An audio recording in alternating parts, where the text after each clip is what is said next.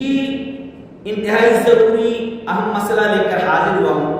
آپ ناپاکی کی حالت میں ہیں، رات کو کسی کی بھی وجہ سے جنابت کی حالت میں ہیں، تو اب آپ صبح اٹھتے ہیں غسل کرنے کے لیے، ایک بالٹی پڑی ہے، ایک ٹب پڑا ہے، آپ نے پہلے ہاتھ نہیں دھوئے، آپ نے ڈائریکٹ اپنا یہ ہاتھ، ناپاک ہاتھ اس بالٹی میں ڈال دیا، اس ٹب میں ڈال دیا۔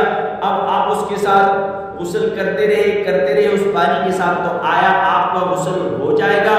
یہ پانی پاک رہے گا یا ناپاک ہو جائے گا؟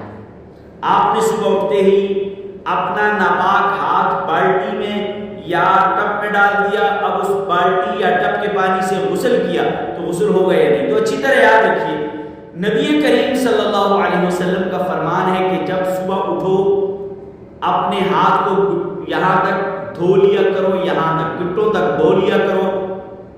کوئی پتہ نہیں ہے کہ آپ کے ہاتھ نے رات کہاں گزاری ہے، یہ تو ایک بات ہے، تو حدیث رسول ہے، لیکن ویسے آپ کا ہاتھ ناپاک ہے، ہاتھ کو پاک کرنے کے لیے پہلے آپ کسی مگ سے، بالٹی سے پانی نکال کے اپنے ہاتھوں کو پاک کریں گے، دھوئیں گے، تو پھر تو وہ پانی بالٹی والا یا ٹب والا اس سے آپ غسل کریں گے تو پھر تو جائز ہے۔ اگر آپ نے اپنا ہاتھ کسی مگ سے پانی نکال کر نہیں دھویا، آپ نے ویسے ہی ڈال دیا، تو پھر آپ کا غسل نہیں ہوگا، نہیں ہوگا، نہیں ہوگا، نہیں۔